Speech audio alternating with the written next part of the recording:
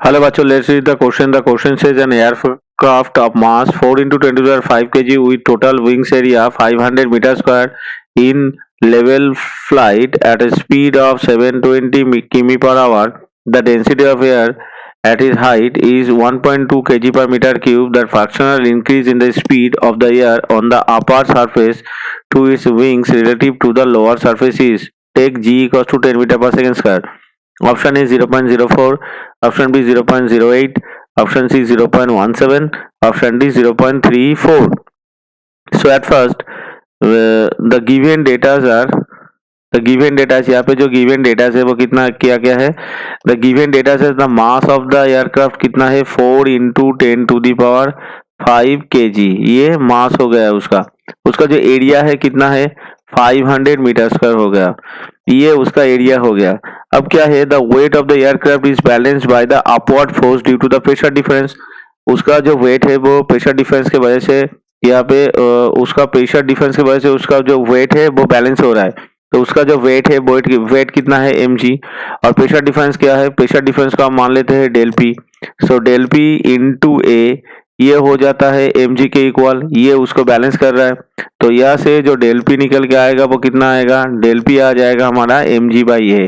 तो इसको हम कैलकुलेशन कर लेते हैं. तो हमने यहाँ पे जो डेटा है गिवन लिख लेना है हमें पहले.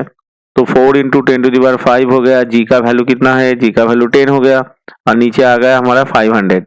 तो हमारा डेल पी का जो वैल्यू यहाँ से कैलकुलेट होकर निकल के आ रहा है वो आ रहा है 4/5 into 10 to the power 4 pascal या न्यूटन पर मीटर स्क्वायर. इसको लिख सकते हैं हम. तो हो गया हमारा डेल पी का वैल्यू. तो डेल पी का वैल्यू कैलकुलेशन हो गया. अब क्या कर लेते हैं. अब हम suppose V1 and V2 the speed of the air on the lower and the upper. V1 को हम ले लेते हैं लोअर सेक्शन का स्पीड. V2 को हम ले लेते हैं अपर सेक्शन का स्पीड. अब P1 को ले लेते हैं हम लोअर सेक्शन का प्रेशर और P2 को हम ले लेते हैं अपर सेक्शन का प्रेशर. ये हमने पहले ले लिया. तो according to the Bernoulli's theorem in uniform horizontal level क्या होगा. इसका जो पोटेंशियल एनर्जी होगा वो तो हो जाएगा कांस्टेंट. तो बर्नौलीज थ्योरम से हम लिख सकते हैं उसका जो प्रेशर एनर्जी है और उसका जो पर यूनिट वॉल्यूम में काइनेटिक एनर्जी है वो कांस्टेंट हो जाएगा. यानी P1 plus half rho V1 square equals to हो जाएगा P2 प्लस हाफ रो V2 स्क्वायर. ये हो जाएगा. तो यहाँ से हमें कैलकुलेशन करके अगर हम कैलकुलेशन करते हैं तो हमारा यहाँ से जो P1 माइनस P2 निकल के आएगा कितना आएगा half rho V2 square minus V1 square. उसको हम लिख लेते हैं V1 plus V2 into V1 into V2 minus V1. ये हम लिख लिया. अभी क्या है अभी V एवरेज जो है V एवरेज कितना होगा V1 प्लस V2 बाई 2 होगा. इसका मतलब हमारा यहाँ पे जो P1 माइनस P2 उसको अगर हम डेल पी लिखेंगे तो वो कितना आ जाएगा. वो आ जाएगा rho into V average into V2 minus V1. ये हो जाएगा हमारा प्रेशर डिफरेंस. तो ये कैलकुलेट हो गया. अब प्रेशर डिफरेंस. अब एवरेज वेलोसिटी कितना है. एवरेज वेलोसिटी का जो वैल्यू है यहाँ पे कितना है 720 किमी पर आवर. 720 किमी पर आवर. इसको हमने ले लिया मीटर पर सेकंड से. यानी 520 इंटू 5/18 से इसको प्रोडक्ट कर दिया. तो ये कितना आ जाएगा. ये हमारा आ जाएगा यहाँ से 200 मीटर पर सेकंड. तो ये हमारा V एवरेज भी निकल के आ गया. अभी हमें कैलकुलेशन क्या करना है. अभी हमें कैलकुलेशन करना है यहाँ पे कैलकुलेशन करना है V2 minus V1 by V average.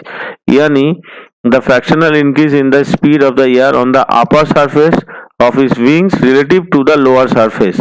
तो इससे हमें कैलकुलेशन करना है. तो इसका वैल्यू क्या आएगा.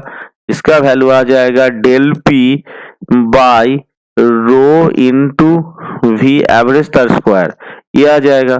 तो डेल पी का वैल्यू कितना आया था 5/4 इंटू 10 टू दी पावर 4 और ये दोनों का वैल्यू कितना है. डेंसिटी का वैल्यू है 1.2 और एवरेज का वैल्यू कितना निकल के आया 200 तर स्क्वायर. यानी हमारा यहाँ से जो आंसर निकल के आएगा V2 minus V1 by V average. इसका जो वैल्यू निकल के आएगा वो कितना आएगा. वैल्यू आ जाएगा यहाँ पे 0.17.